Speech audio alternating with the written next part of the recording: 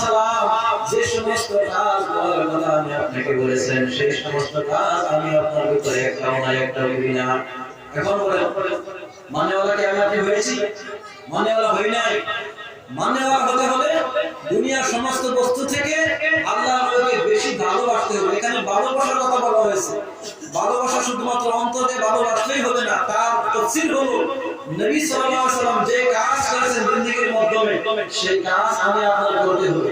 যেটা হুকুম করেছেন সেটা করতে হবে, যেটা বাধা দিয়েছেন সেটাও আমি আপনার বাধা দিতে হবে। ভাই মুআজ্জম দোস্ত, আফসোস করে বলতে হয় আজকে এই যে জানুয়ারি মাস চলতেছে, আজকে ঘরে বাড়িয়ে এমন নাচ গান বাজনা মহল্লার উড়ে গুড়ে হইতেছে। আমি মসজিদের মধ্যে প্রায় সময় বয়ান করি, উড়ে গুড়ে এমন নাচ গান হইতেছে। কেন? জানুয়ারি একটি নতুন বছর এসেছে, জানুয়ারি একটি নতুন বছর এসেছে, নতুন বছর পেয়েছে, ফুর্তি গান বাজনা ছেলে মেয়ে সবকিছু করতেছে। ভাই মুআজ্জম দোস্ত, আফসোস বড় আফসোস। কিন্তু একটু চিন্তা করে দেখলাম না যে আমার জিন্দেগি থেকে একটি বছর চলে গিয়েছে, আমি কবরমুখী হইতেছি, বয়স চলে যাইতেছে। চিন্তা করতে হয়, আফসোস করতে হয় কতটুকু ভালো কাজ করেছে, কতটুকু মন্দ কাজ করতেছে। আফসোসের জায়গায় সেখানে ফুর্তি করতেছে মানুষ, জানুয়ারি মানাইতেছে। হালাকে এইগুলি সমস্ত ইসলামের মাধ্যমে হারাম করেছে, গান বাজনা সমস্ত হারাম। এইগুলি থেকে আমি আপনার বাঁচতে হবে। আজকে দিনের মধ্যে মানুষ নাই, মানুষ দিনের মধ্যে শুনতে চাই না। আগে বলেছি দিন থেকে যত দূরে চলে যাবে মানুষ ইসলাম থেকে তত দূরে চলে যাবে।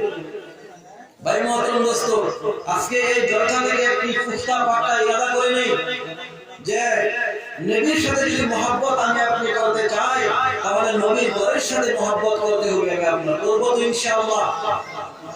নবীর ঘরের সাথে মহব্বত আমি আপনার করতে হবে। মহব্বত কিভাবে করবো? আগে বলেছি মহব্বতে করতে হবে, সাহায্য করতে হবে, কিন্তু দুশ্মনী কখনো আমি আপনি করবো না।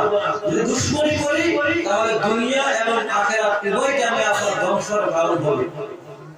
ভাই মুআজ্জম দোস্ত, মানুষ আজকে যা কিছু মুসিবত সমস্ত কিছু মানুষ দুই হাতে কামাইতেছে, সমস্ত কিছু দুই হাতে কামাই করতেছে। আমি আপনি আজকে সাহাবায়ে কেরামের জামানের মাধ্যমে, বদরের যুদ্ধের ময়দানের মাধ্যমে বক্তা ফোন করছে, পুলিশ করে কোনে এটা কই দেন আগা জায়গাটা কই দেন কোন দেন না মেন মুখ করতে থাকে একজন মানে হেই করতে আই হচ্ছে মশহুর ঘটনা। বদরের যুদ্ধের ময়দানে 313 জন সাহাবা ছিলেন। কত? 313 জন সাহাবা ছিলেন, কাফির ছিলেন 1000। 313 জন সাহাবার হাতে কাফির পরাজয় হয়েছে। ভাই মুআজ্জম দোস্ত, 1000 কাফির 313 জন সাহাবার হাতে পরাজয় হয়েছে। এর জন্য সাহাবারা দ্বীনের জন্য, দ্বীনকে প্রতিষ্ঠা করার জন্য তারা যুদ্ধ করেছেন। আর আল্লাহর ঘোষণা, যারা দ্বীনের জন্য আল্লাহর দ্বীনকে যারা সাহায্য করবে আল্লাহ তাআলার সাহায্য ওদের উপর ওয়াজিব হয়ে যায়। সুবহানাল্লাহ। আল্লাহ তাআলার উপর এমন সাহায্য করেছেন, বদরের যুদ্ধের মাধ্যমে আল্লাহ তাআলা ফেরেশতা নামিয়ে দিয়েছেন, সাহাবাগণের সাথে একসাথে যুদ্ধ করে কাফির দলকে পরাজয় করেছেন। সুবহানাল্লাহ। দ্বীনের সাহায্য করলে আল্লাহও সাহায্য করবে।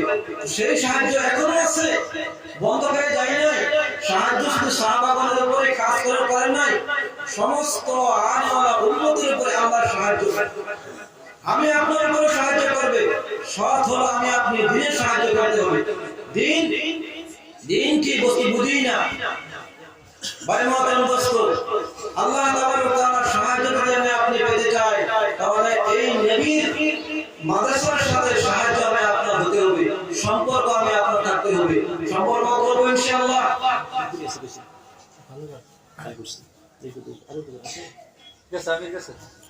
ভাই মুআজ্জম দোস্ত, আখিরি একটি ওয়াকিয়া মনে পড়ে গেল। মওতের সময় যে আমি আপনার এই অবস্থা হবে, মওতের সময় এমন একটি মুহূর্ত হবে যে মানুষ কলিমা পড়ার জন্য চেষ্টা করবে কিন্তু কলিমা মুখ দিয়ে আসবে না। এক বুজুর্গ ওয়াকিয়া মনে পড়ে গেল। এক বুজুর্গ মওতের সময় কলিমা পড়ার জন্য তিনার শারীরিক চেষ্টা করতেছে, তার ছাত্ররা আছে সবাই বলতেছে হুজুর কলিমা পড়ে। আমার ভাইরা শাকির ছাত্র বহু চেষ্টা করলো কলিমা পড়াইবার জন্য। যখন কলিমা পড়ার কথা বলে বুজুর্গ সাহেব মুখ ফিরে আনে, আবার ছাত্রগণ ওই দিকে ফিরে এসে যখন কলিমা পড়ার কথা বলে হুজুর ওই দিকে মুখ অন্যদিকে মুখ ফিরে আনে। এবার 3 বার এরকম হওয়ার পরে অল্প সময় তার বুজুর্গের শরীরটা ঘেমে গেল। অল্প পরে বলল, হে আমার ছাত্ররা, এবার আমাকে কলিমা পড়াও। আমার ভাইরা ছাত্ররা বলতে লাগলো, হুজুর যখন আমরা আপনাকে কলিমা পড়াতে চেয়েছি আমার হয়রান হয়ে গেছে, আপনি তো কলিমা করেন নাই, আপনি মুখ ফিরিয়ে দিয়েছেন। আবার আমরা ওই দিকে ঘুরে আসলাম, কলিমা পড়ার কথা বললাম, আপনি এই দিকে মুখ ফিরিয়ে গেলেন, তার কারণ কি? বুজুর্গ সাহেব ব্যাখ্যা করতেছেন, হে আমার ছাত্ররা, শুনে রাখো, তোমরা যখন কলিমা পড়ার জন্য আমাকে বলেছো, শয়তান ওই সময় এসে পানি হাতের মধ্যে নিয়ে আমাকে বলতেছে, হে আল্লাহর বান্দা, মওতের সময় তোমার পানির পিপাসা লেগেছে, তুমি আমাকে খোদা বলে স্বীকার করে নাও, এই যে পানি খেয়ে তুমি দুনিয়া থেকে চলে যাও। নাউজুবিল্লাহ।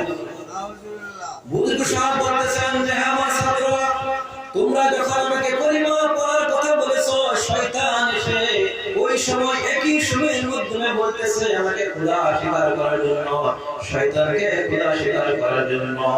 শয়তানকে খোদা স্বীকার করলে পানি দিবে ভাই মাতুল বস্তু। মওতের সময় প্রত্যেক মানুষের একই অবস্থা হবে, এমন লাগবে গোটা বিশ্বের সমস্ত সাগরের পানি যদি তার মুখের মধ্যে রাখা হয়, তার পানি পিপাসা কখনো মিটবে না। এমন সময় আমার হবে, আপনার হবে। আর মওতের সময় শয়তান সবার কাছে আসবে ঈমান নষ্ট করার জন্য, যাতে করে মানুষ কলিমা না বলে শয়তানকে খোদা বলে স্বীকার করে বেঈমান হয়ে দুনিয়া থেকে চলে যায়। জোরে জোরে বলে নাউজুবিল্লাহ। আমার ভাইরা, এবার বুজুর্গ সাহেব বলতেছেন, হে আমার ছাত্ররা, আমি পরীক্ষায় ফাঁস হয়ে গিয়েছি, শয়তানকে আমি খোদা বলে স্বীকার করি নাই, আমি এক আল্লাহকে খোদা বলে স্বীকার করেছি। এখন তোমরা আমাকে কলিমা পড়াও, আমি দুনিয়া থেকে সরে যাব, ছুটি নিব। আমার ভাইরা, কি বুঝলাম? মওতের সময় এমন সবারই অবস্থা আমি আপনার বলি। ভাই মহতরম দোস্ত, আমরা তো এটাও জানি না কোথায় যাব, কোথায় আমি আপনার স্থান হবে।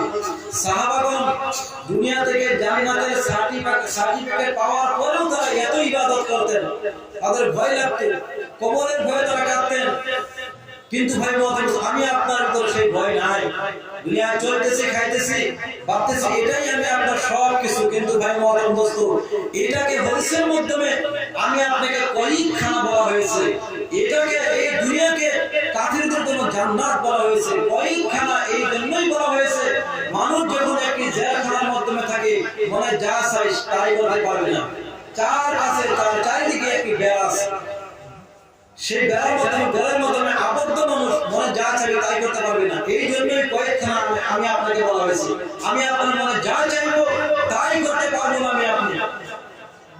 কিন্তু আজকে দেখা যায় বেঈমান কাফিরেরা মনে যা চাইতেছে তাই করতেছে, মনে চাইতেছে আযান হয়ে গেছে, বাবার মাধ্যমে বসে আছে। কিন্তু ভাই মহতরম দোস্ত, আজকে আমার আপনার অবস্থাও তাই হয়ে গিয়েছে। আল্লাহর মধ্যে বলা হয়েছে, নামাজের দিকে আসো, আল্লাহ সবথেকে বড়, কল্যাণের দিকে আসো, কামিয়াবির দিকে আসো, এইগুলি শব্দ দিয়ে আযান দেওয়া হয়। কিন্তু ভাই মহতরম দোস্ত, এইগুলি কথা শুনে আমি আপনি মসজিদে যাই না। আমি আপনার যেই অবস্থা, কাফিরদের একই অবস্থা।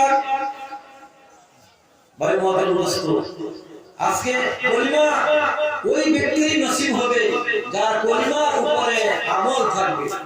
কলিমার উপরে যার আমল থাকবে সেই ব্যক্তি মনে কলিমা নসিব হবে।